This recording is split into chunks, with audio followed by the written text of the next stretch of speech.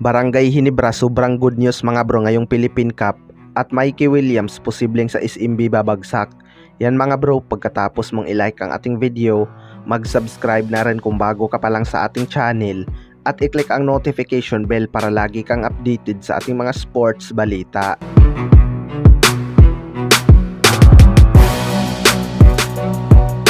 So matunog nga ang posibleng comeback ni Mikey Williams sa PBA mga bro. Hawak pa nga ng TNT Tropang Giga ang kanyang rights kaya hindi pa ito naglaro overseas. Posible nga daw itong magbalik sa TNT Tropang Giga at sign and trade ang mangyayari at ang posible nga daw nitong babagsakan ay ang SMB. Alam naman natin na kumukuha talaga ng malalakas na player itong SMB.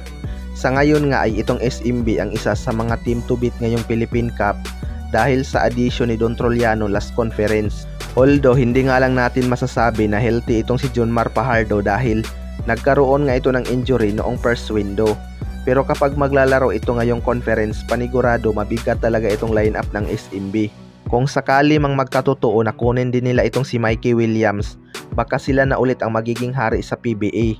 Ngayon pa lang mga bro, napakalakas na talaga ng kanilang lineup lalo na ngayong All Filipino.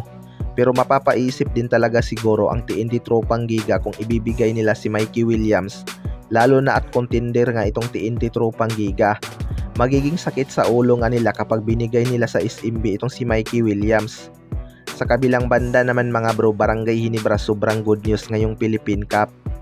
Ito ngang Barangay Ginebra ay nakuha na nila ang kanilang unang panalo matapos nilang tambakan ang rain or shine sa kanilang debut game. Akala nga ng lahat mga bro ay mahihirapan ang Barangay Ginebra dahil hindi nga naglaro itong si Scotty Thompson. Alam naman natin na isa itong si Scotty sa mga minman ng Barangay Ginebra at siya nga ang madalas manguna sa opinsa ng Barangay Ginebra.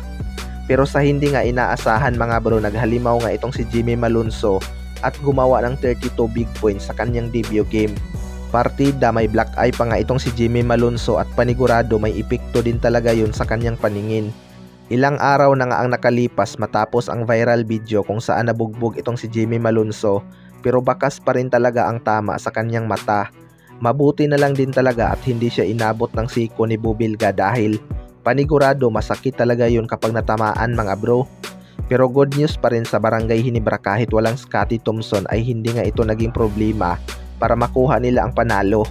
Baka sa susunod na game ng Barangay Ginebra ay babalik na itong si Scotty Thompson mga bro. Malaking bagay pa rin talaga kapag mayroon silang Scotty Thompson. Mas nakakatakot nga itong Barangay Ginebra kapag may Scotty, lalo na ngayon na malaki na ang improvement ng kanyang 3-point shooting. Halimaw na rebounder din itong si Scotty Thompson kaya isa ito sa mga magpapahirap sa kalaban. Kaya abangan na lang natin ang kanyang pagbabalik. Kayo mga bro, anong masasabi nyo tungkol dito?